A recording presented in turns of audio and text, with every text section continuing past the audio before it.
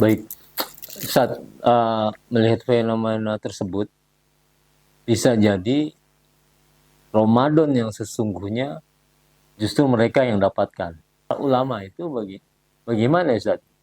Apa bisa diceritakan? Karena kalau kita jalankan Ramadan, berpuasa 30 hari, tapi kita tidak mendapatkan puncak-puncaknya, itu terasa seperti apa gitu? Ada nggak kiat-kiat khusus para ulama yang Ustaz temuin, ulama-ulama besar, para sufi, para masyayikh? Betapa sang kekasih ini walaupun tidak berjumpa, dia kecup dinding istananya. Seolah-olah dia kecup sang kekasih. Begitu pula Syekh Baba mengecup zawiyahnya, seolah-olah di situ ada Maulana Rumi atau para kekasih. Nah, setelah itu kita memasuki. Tak lama dia mengajak kita berzikir. Dan muridnya pun berzikir. Pada malam itu tidak ada wirling. Namun ada pecinya Maulana Rumi yang tinggi itu. Wah, iya. Yang asli yang berwarna coklat muda. Ditaruh di sampingnya, ditutup dalam kaca. Begitu istimewa.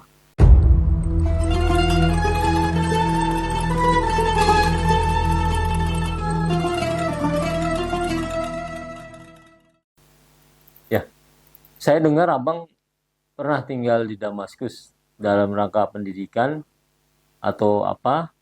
Kemudian saya pengen dengar cerita kehidupan Ramadan di sana. Di Ya, sana kan terkenal banyak ulama, para sufi. Mungkin menghadapi Ramadan atau menikmati Ramadan di sana juga akan sangat berkesan buat kita kalau kita bisa mendengarkan ceritanya. ya. Alhamdulillah, dulu pernah sempat tinggal beberapa tahun di Damaskus, Syria. Damaskus seperti kota-kota lainnya dalam kota-kota Islam memiliki keistimewaan-keistimewaan. Yang terutama adalah pada saat itu hidup bersama dengan para ulama-ulama besar yang kita mengenalnya, menyayanginya, dan mencintainya akan keilmuan mereka dan akhlak mereka yang begitu mengesankan. Di antaranya pada saat itu masih ada Maulana Syekh Muhammad Said Ramadan Al-Buti, Syekh Ahmad Habbal Arifai, Syekh Syukri bin Ahmad Al-Luhafi, dan banyak para ulama-ulama lainnya. Ramadan memang istimewa. Dan tiap kota yang tersentuh olehnya pasti akan mendapatkan keistimewaan itu. Secara budaya, tiap negeri Indonesia, jangankan jauh-jauh.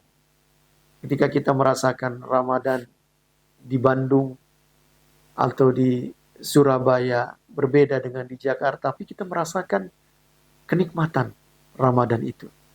Memang ada aura atau keistimewaan yang kita rasakan begitu khusus.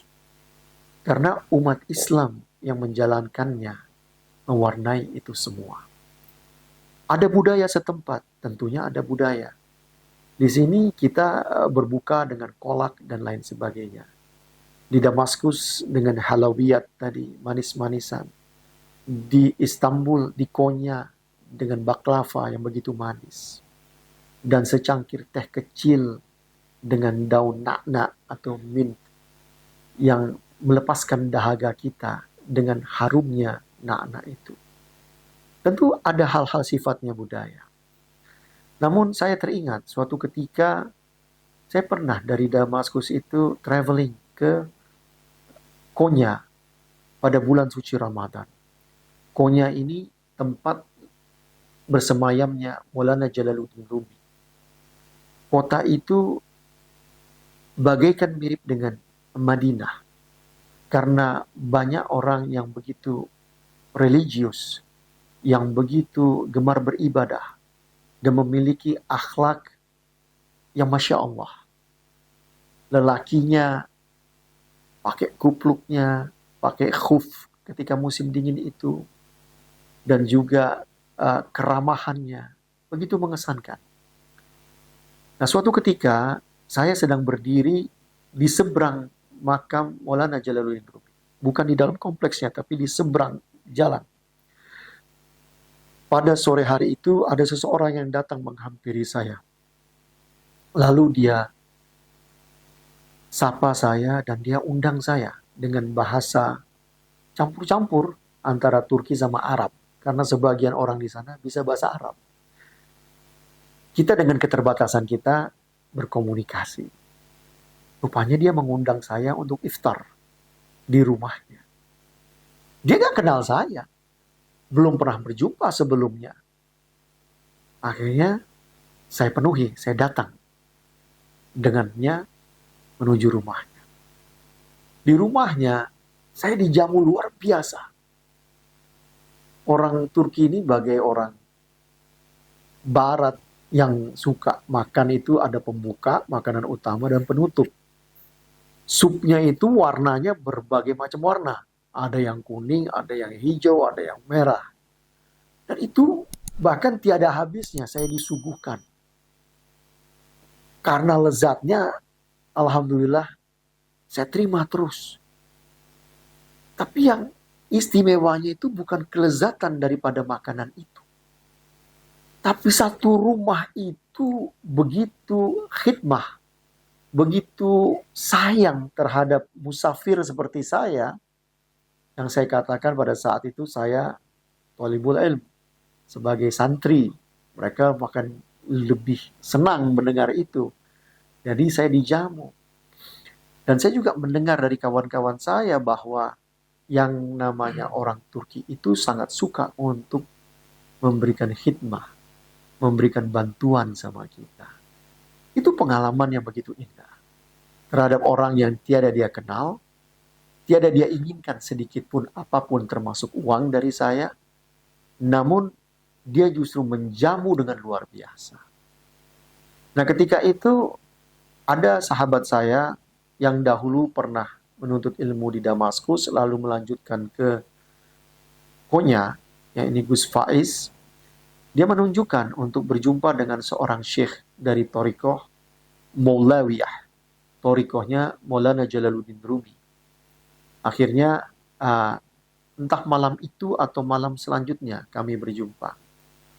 Berjumpa dengan syekh yang disebut dengan Syekh Baba. Nama lengkapnya saya lupa. Syekh Baba dengan seorang muridnya, Gus Faiz dan saya kalau nggak salah. Lalu ditunjukkanlah zawiyahnya. Sebelum memasuki zawiyah, dia kecup zawiyahnya. Teringat cerita Laila dan Majnun. Betapa sang kekasih ini, walaupun tidak berjumpa, dia kecup dinding istananya. Seolah-olah dia kecup sang kekasih. Begitu pula Syekh Baba mengecup zawiyahnya, seolah-olah di situ ada Maulana Rumi atau para kekasih. Nah, setelah itu kita memasuki. Tak lama dia mengajak kita berzikir. Dan muridnya pun berzikir. Pada malam itu tidak ada wirling. Namun ada pecinya Maulana Rumi yang tinggi itu. Wah, iya. Yang asli yang berwarna coklat muda. Ditaruh di sampingnya, ditutup dalam kaca. Begitu istimewa. Dia melantunkan kasidah sang murid dan zikir yang dipimpin oleh Syekh Baba. Saya pun ikut berzikir dan saya perhatikan apa yang dia baca. Namun lama-kelamaan zikir itu menjadi begitu asyik, begitu menghanyutkan, sehingga yang berzikir itu tak terasa goyangan itu bagaikan ia terbang. Tuk tuk tuk tuk tuk tuk tuk, makin cepat makin cepat. Rupanya begitu asik dia berzikir. Sehingga pada malam itu, apakah malam ganjil ataupun tidak, begitu mengasyikkan. Zikirnya Allah, Allah. Sama, zikirnya seperti zikirnya kita semua. Ya ada tahlil, ada Allah, Allah, dan lain sebagainya. Itu menjadi pengalaman. Ketika kita bermusafir di negeri itu, dalam bulan suci Ramadan, kita merasakan bagaimana orang itu begitu menghormati tetamu yang datang, menghormati musafir yang datang. Ini kan konsep yang menarik.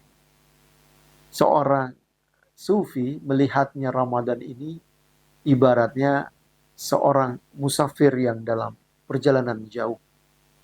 Dia akan terus merasakan kerinduan untuk berjumpa dengan kekasihnya.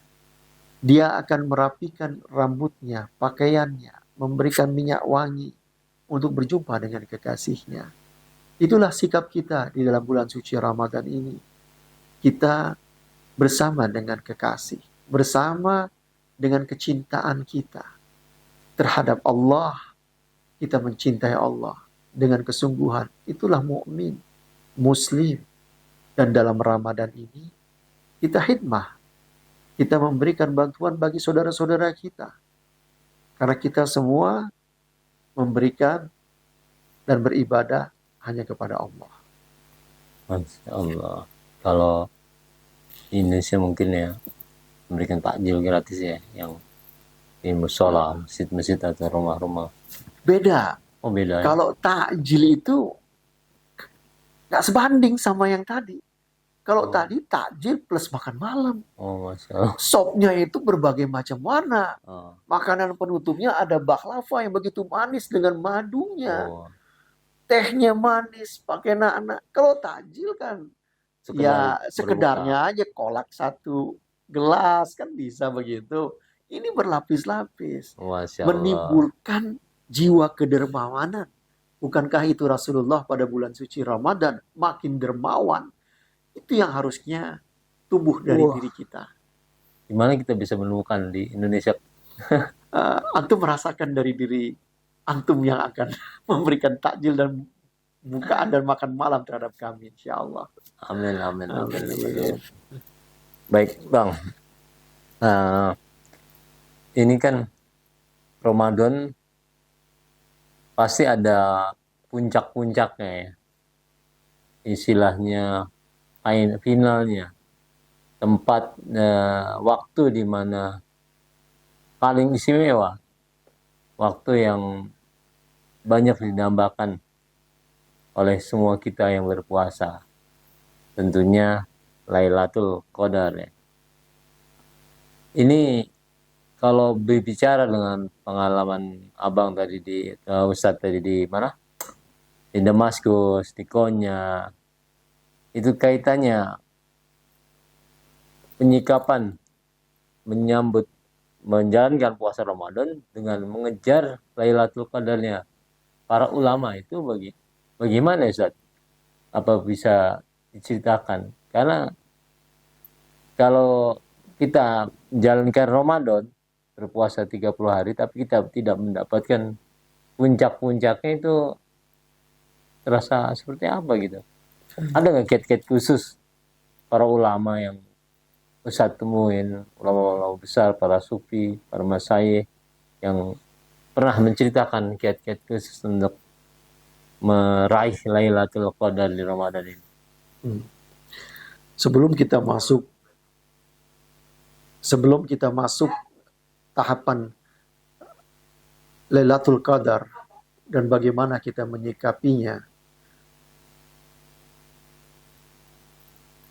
saat tadi antum ceritakan pengalaman antum di Konya, itu pengalaman yang begitu indah. Bagaimana masyarakat di sana menyingkapi berbagi itu luar biasa di Ramadan ini.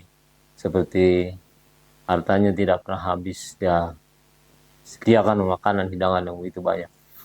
Tapi selain itu, karena di sana itu negerinya para ulama, negerinya para sufi, adakah pesan-pesan Ramadan dari para sufi yang bisa kita dapatkan?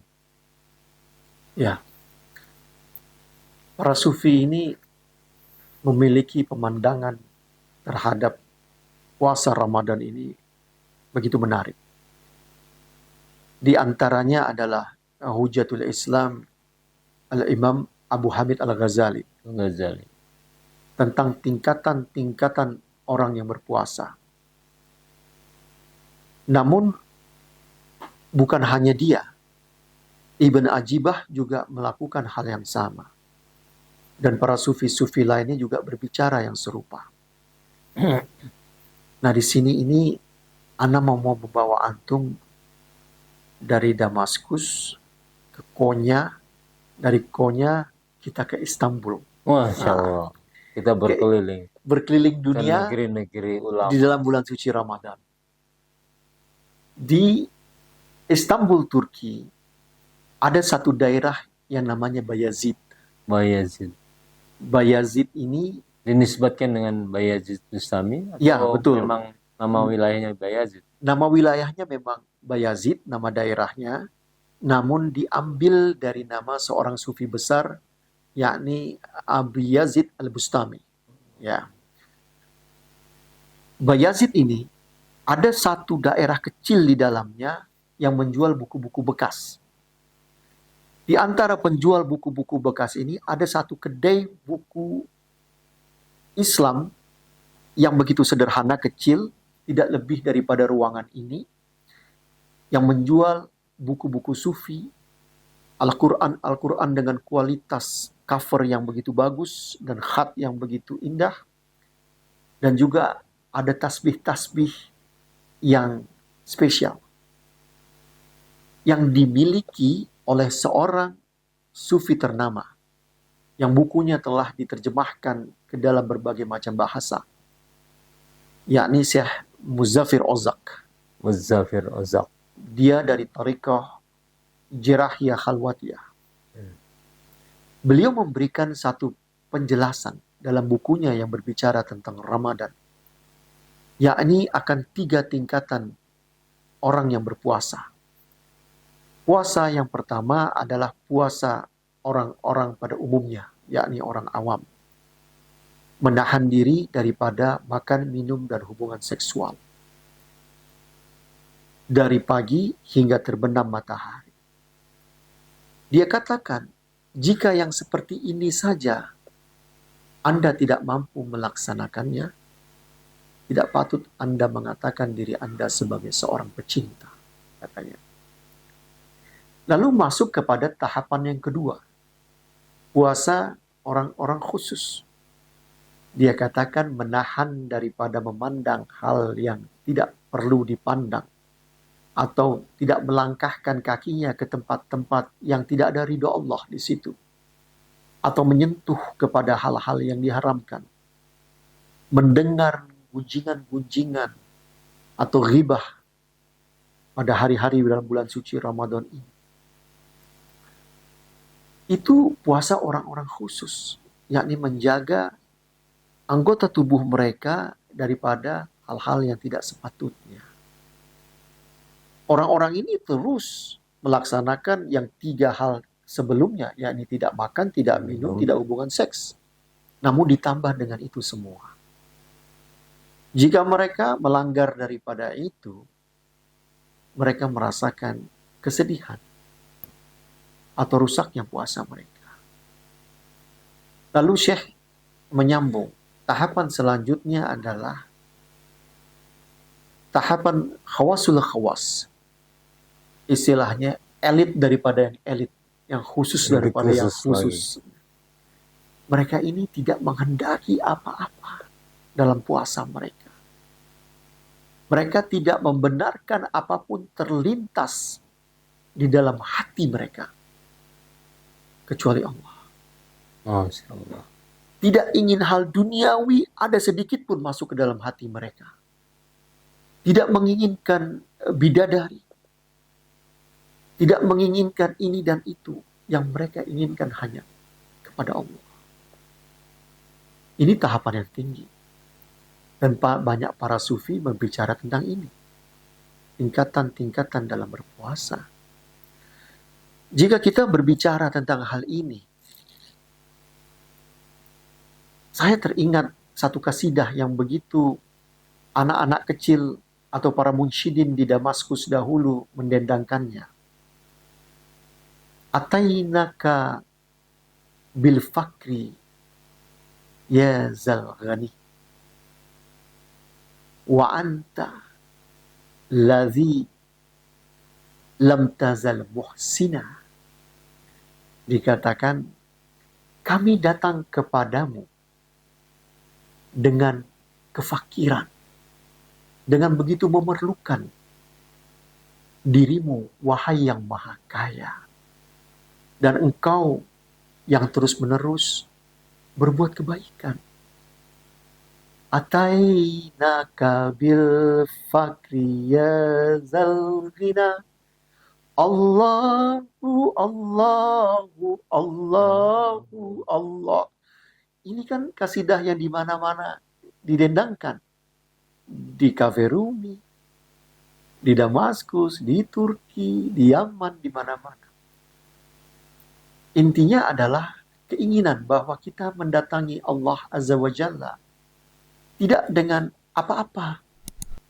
Kita menandakan diri kita begitu fakir. Begitu tidak memiliki apa-apa. Perkataan fakir sama miskin berbeda. Fakir ini ibaratnya para darwish. Mereka yang tidak memiliki apa-apa, namun untuk bisa hidup beberapa hari. Miskin lebih rendah daripada itu, yang keadaannya begitu menyengsarakan. Nah, fakir di sini bisa juga bermakna fakir secara spiritual, rohaniah. Yakni kita benar-benar dalam ibadah kita, khususnya puasa ini, gak ingin apa-apa dan gak punya apa-apa. Kecuali perjalanan puasa ini hanya kepada Allah. Jadi benar-benar, atainaka bil fakri. Kami mendatangimu dengan kefakiran. Ketidakberdayaan. Ketidakmilikan apa-apa. Sehingga minta hanya kepada yang maha kaya. Yang maha kaya Allah Azza wa Jalla. Yang maha cinta Al-Wadud. Dialah yang memberikan kepada kita. Di dalam Al-Quran dikatakan, antumul fuqara'u ilallah. Bahwa antum ini fakir menuju kepada Allah. Wahuwa wallahu ghaniyul hamid. Dan Allah itu yang maha kaya dan terpuji. Jadi kita seorang hamba atau para sufi yang dikenal sebagai fakihan wa amilan, yakni mereka orang-orang yang memahami agama ini dan mengamalkannya, benar-benar memaknai bahwa bulan suci Ramadan ini hanya kepada Allah. Jadi terlepas daripada iming-iming dan pemikiran-pemikiran dan keinginan-keinginan ini dan itu. Tidak terlintas. Yang kita senangi takjil atau halawiyat yang manis-manis. Nanti sore buka apa? Atau pakaian baru menyambut lebaran. Atau hadiah-hadiah lain. Tidak. Bahkan mereka nggak mau kepikir itu. Mereka nggak mikir lagi tentang kenikmatan dunia. Tapi mereka berpikir keinginan mereka dan mereka jaga hati mereka agar terus-menerus Allah, Allah, Allah. Itulah yang kita pelajari dari mereka. Seperti itu. Masya Allah. Para sahabat Rumi, mudah-mudahan kita semua bisa mempunyai kesempatan yang sama seperti Ustadz Nasran. Kita mengunjungi negeri-negeri yang luar biasa, banyak para ulama, banyak para sufi, sehingga kita bisa banyak mengambil pelajaran dan ibrah dari sana. Ustadz, saya tertarik dengan tadi yang khawatus hawas ya. Yang ketiga itu pasti berat. Pasti berat untuk menjalankan puasa yang seperti itu tuh. Mungkin kalau saya pribadi, waduh, nggak ada yang nggak mampu deh, belum bisa deh. Nah, ini saya melihatnya ini pasti lingkungan juga sangat mendukung untuk melakukan seperti itu. Betul. Kalau kita di Indonesia nih, kita kenal istilah suluk, ya kan, menyendiri di gua menyendiri di tempat-tempat yang sunyi, tempat yang sepi, mungkin itu bisa tercapai ya, menjaga semuanya, menjaga pikiran kita, menjaga semuanya gitu. Kalau kita di Jakarta seperti ini, kita ke sini berjumpa dengan maksiatan, ke sini berjumpa dengan maksiatan, bagaimana kita mau mendapatkan puasa yang tadi digambarkan para sufi itu gitu. Berat banget ini. Ya, saya teringat perkataan Maulana Syekh Muhammad Hisham Al-Kabani. Beliau itu berpesan kepada ayahanda Khalwa Jalwa, Ayahanda Ustaz Ahmadin Hasan. Ahmad. Oh, Khalwa Jalwa. Allah. Artinya itu kita berkhalwa, menyendiri dalam keramaian. Masya Allah. Dalam keramaian. Memang kalau secara logikanya antum, kita semestinya itu menyendiri di dalam gua agar tidak terkontaminasi dengan dunia ini. Begitu kan? Iya, betul. Namun, kan kita ada di Jakarta. Iya. Ada di Indonesia. Yang di kota-kota besarnya gemerlap di sana sini. Ini Ramadan. Allah tuh mudahkan kita untuk memurnikan diri kita. Maka dikatakan oleh para ulama, ini adalah madrasah rohaniyah atau madrasah akhlak. Yang dalam 30 hari ini, kita menempa diri kita untuk pribadi atau menjadi pribadi yang lebih baik. Dengan tempaan akhlak. Bersabar terus-menerus. Beribadah terus-menerus. Jadi Ramadan ini keseluruhannya adalah suluk. Suluk itu bermakna perjalanan rohani kita. Di luar Ramadan saja ulama sudah menasihatkan kita bahwa hidup kita di muka bumi ini adalah suluk. Jadi bukan suluk yang 3 hari, 7 hari, 10 hari. Namun keseluruhan kehidupan kita ini kita dihadapi tantangan, kadang-kadang kita punya himmah, semangat kita beragama itu begitu tinggi, kadang begitu jatuh, kadang kita menghadapi masalah, lalu bagaimana kita menghadapinya dengan beragama, dengan spiritualitas yang baik, itu suluk kita, perjalanan rohani kita kepada Allah Subhanahu wa Ta'ala. Namun dalam Ramadan ini, begitu juga kita dibina, ditempa dengan ibadah kita yang begitu banyak, dengan kesabaran kita, agar kita menjadi pribadi-pribadi yang lebih baik. Kita merubah diri kita, bukan menjadi manusia biasa saja, namun manusia yang berkepribadian seperti para malaikat. Gimana tidak? Malaikat itu kerjanya takwa. Malaikat itu kerjanya taat. Malaikat itu tidak butuh makan dan minum secara materi yang kita butuhkan. Lalu tiba dalam 1 bulan ini, kita bersikap seperti malaikat. Kita tidak makan, kita tidak minum. Kita tidak berhubungan seksual. Kita menahan diri dari perkataan-perkataan kotor, rafats. Kita menahan diri daripada perbuatan-perbuatan tidak semestinya. Menjadi pribadi yang bertakwa. Menjadi orang-orang yang taat. Maka, jika kita sungguh-sungguh melakukan ini, hingga akhir Ramadan, disitulah kita disambut. Selamat datang, wahai orang yang taat. Orang yang bertakwa, orang yang mendekatkan diri kepada Allah Subhanahu wa Ta'ala. Nah, dengan begitu kita sudah menjalankan yang tadinya dikatakan suluk dalam satu pemahaman. Pemahaman yang kedua, di dalam bulan suci Ramadan ada yang kita kenal dengan i'tikaf. I'tikaf ini berdiam diri di dalam masjid, khususnya pada 10 malam terakhir atau asyara awakhir daripada bulan suci Ramadan.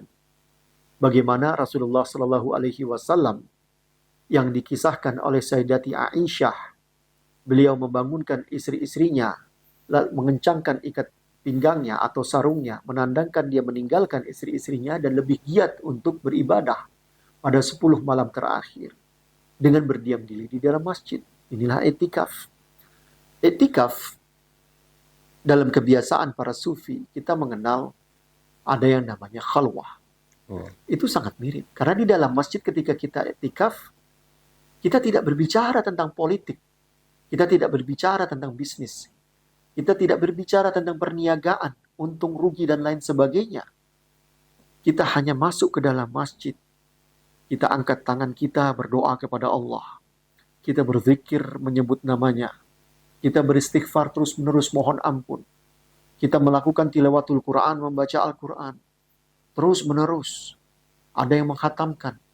Maka para ulama seperti Al-Imam Syafi'i 60 kali khatam membaca Al-Quran dalam bulan suci Ramadan. Ya, Allah. Allahu Akbar. Dan ketika kita baca itu semua, kita lakukan di dalam iktikaf kita. Semoga kita berjumpa dengan apa yang kita kenal dengan Lailatul Qadar nantinya. Malam-malam yang spesial itu. Jadi, iktikaf, suluk, khalwah, uzlah, mengasingkan diri kita. Itu ibaratnya kakak beradik, terminologinya aja berbeda. Tapi maknanya sama, mengasingkan diri, mendekatkan diri kepada Allah.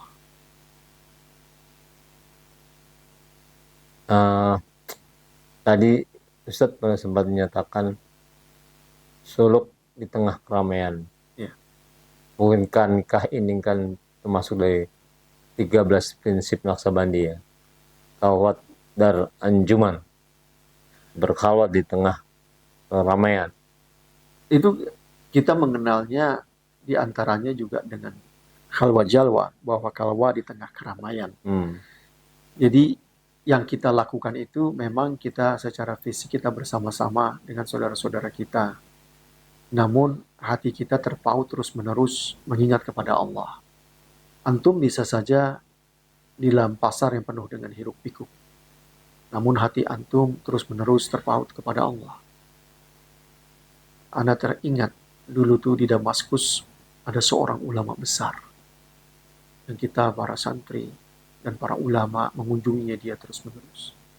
Yang unik itu dia memiliki kedai kecil yang tidak jual apa-apa. Tapi ada dia di dalam situ yang terus-menerus membaca Al-Quran. Sedangkan posisi daripada kedai itu atau kantor ada dalam pasar yang begitu terkenal. Namanya Suq Hamidiyah. Pasar Hamidiyah. Di pasar itu, di dalam kedai itu, dia tidak jual hal-hal lain. Dia hanya membaca Al-Quran terus-menerus. Orang datang silih berganti. Memberikan hadiah, memohon doa, keberkahan doa dari dirinya. Banyak ulama sangat menghormatinya. Namanya adalah Syekh Ahmad Habal. Al-Afari. Itu pada saat itu usia beliau sudah lebih daripada 100 tahun. Tapi dia tetap sholat 5 waktu, keluar daripada kedainya, menuju kepada masjid kecil dekat daripada kedainya. Kadang saya ajak sama-sama mau gandeng, tidak mau. Dia dengan semangat dia sendiri. Terus dia tidak berhenti untuk membaca Al-Quran. Di dalam keramaian yang orang semua bicara tentang bisnis, tentang untung rugi, tentang dunia ini, tentang kekayaan. Namun dia mencoba memberikan pelajaran bagi kita semua bahwa dalam keramaian kita tetap bisa mengingat Allah. Dalam keramaian hati ini bisa terus terpaut kepada Allah Subhanahu wa taala. Cinta itu kepaut kepada Allah Subhanahu wa taala. Itulah yang disebut dengan khalwa jalwa tadi. Maka orang-orang ini memaknainya begitu luas. Suluk ini. Dan Allah begitu dermawan kepada kita. Antum gak usah pergi ke gua. Atau harus nyari angkot dulu terus pergi ke luar Jakarta. Antum bisa lakukan di masjid-masjid. Untuk bertakarub, mendekatkan diri kepada Allah dengan beriktikaf. Masya Allah, Allah Akbar. Beres negeri ini kalau anggota dewannya hatinya terpaut kepada terpaut Allah. terus pada Masya Allah. Allah. Polisinya, Semoga Allah tentaranya. karuniakan mereka seperti itu. Amin ya Allah. Semoga Ya Allah rubah mereka amin amin ya dari Allah. baik Rabbal menjadi alamin. lebih baik, Amin ya dari Allah. kurang baik menjadi baik, Amin ya Allah. dari lalai daripada Allah menuju kepada Allah. Amin ya Allah. Subhanallah. Beres negeri ini. Amin, amin ya Amin, Rabbul amin. Alamin. Baik, Ustaz. Tadi kita cerita tentang Lailatul Qadar, terus kemudian pesan-pesan para ulama.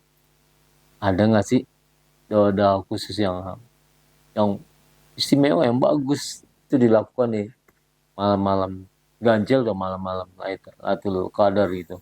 Ya. Sebelum Anda menjawab doa-doa khusus itu, Lailatul Qadar itu begitu istimewa. Malam yang begitu indah. Banyak para ulama yang mengalaminya dengan berbagai kesaksian mereka. Tentunya satu dan yang lainnya menjadi subjektif. Keindahan, kenikmatan, dan keistimewaan pada Lailatul Qadar tersebut. Kita tidak membahas ke sana. Namun banyak orang itu berupaya untuk membidik, untuk mencari, untuk menemukan di mana malam Lailatul Qadar tersebut. Ada hal yang menarik. Al-Ustadz Dr. Abdul Qadir Al-Habsyi, salah satu ulama besar negeri ini, beliau menceritakan bahwa Syekh Abdul Qadir Al-Jilani suatu ketika ditanya oleh muridnya, kapankah malam Lailatul Qadar itu? Lalu dia jawab, bagimu ada pada 20 malam terakhir.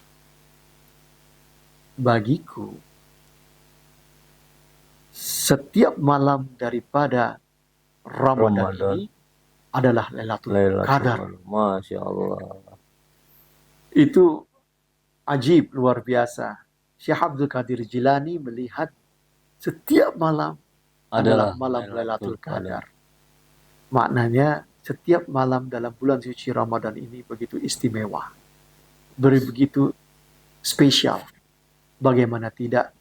Setiap malam adalah maghfirah, ampunan daripada Allah. Setiap malam adalah rahmah, kasih sayang daripada Allah. Setiap malam adalah malam itkum minan nar, terlepasnya kita dari api neraka. Ketika datang bulan suci Ramadan ini, yang namanya setan, iblis, itu tersiksa. Karena mereka beranggapan orang-orang yang sudah mereka tipu, tersesatkan, itu benar-benar mangsa mereka.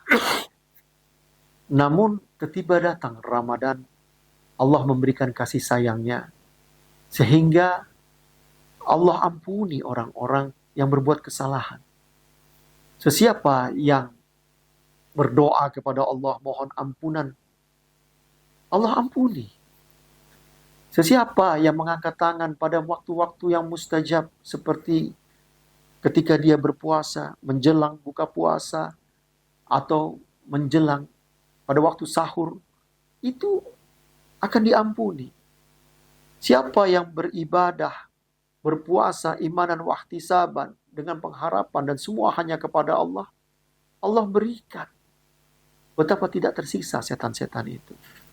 Maka bulan suci Ramadan ini, setiap malamnya adalah malam yang istimewa. Lalu pertanyaan yang kedua, doa apakah yang terbaik kita baca? Yang terbaik yang kita baca adalah apa yang terbaik yang diajarkan oleh Rasulullah SAW. Ketika Sayyidati Aisyah, ibunda Aisyah bertanya kepada Rasulullah SAW, apa yang mesti dibaca ketika berjumpa dengan Lailatul Qadar? Rasulullah mengajarkan, Allahumma innaka afuun tuhibbul afwa fa'fu anni. Itu yang diulang kali yang kita harus baca. Allahumma innaka afuun tuhibbul afwa fa'fu anni ya karim. Kita mohon kepada Allah, wahai Allah, sungguhnya Engkau tuh gemar, Engkau tuh suka, Engkau tuh mencintai untuk memaafkan kami. Maka ampunilah kami, wahai yang maha baik. Itu kita baca. Apalagi yang kita pengen?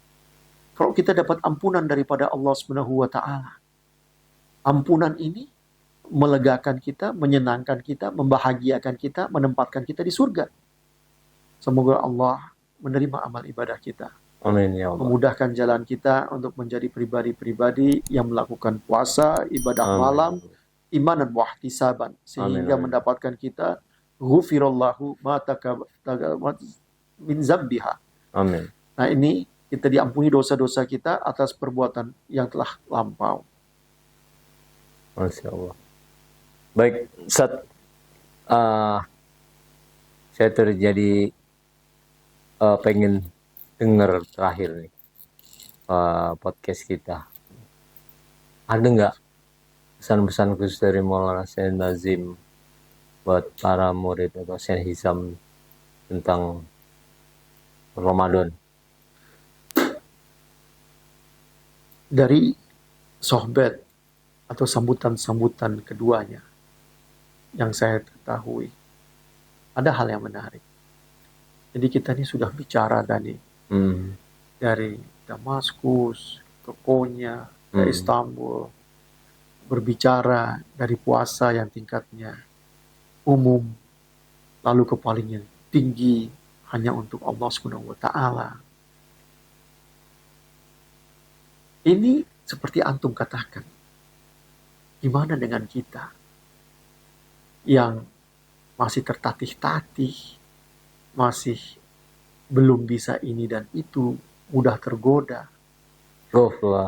ghaflah, yakni lalai. Syekh Hisham mengatakan, yasiru wala tu'assir, mudahkan, jangan dipersulit. Syekh Nazim mengatakan puasa itu mudah katanya. Yang mempersulitkan diri kita. Apalagi jika kita memiliki keinginan, itu akan lebih mudah. Kata Syekh Nazim. Anak kecil juga bisa dan Allah akan kasih pertolongan. Maka buat kita semua, kita permudah. Apa yang kita sanggup lakukan, lakukan.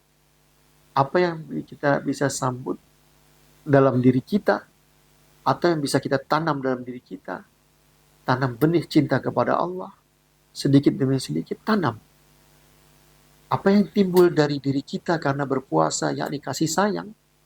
Karena contohnya, orang miskin bisa iri dengan orang kaya. Atau orang kaya juga bisa dia iri terhadap orang miskin. Namun orang kaya belum tentu bisa merasakan apa yang dirasakan oleh orang miskin. Yakni penderitaan mereka dengan sedikit makan. Dengan Ramadan mereka tidak makan, tidak minum, menahan diri. Mudah-mudahan akan ada tertanam rasa kasih sayang dari diri. Amin. Sehingga mereka akan lebih dermawan. Itu pun hal yang mempermudah diri kita. Jadi kita ingat pesan Syekh Hisham dan Syekh Nadim, permudah. Jangan persulit diri kita. Apa yang bisa kita lakukan, kita lakukan.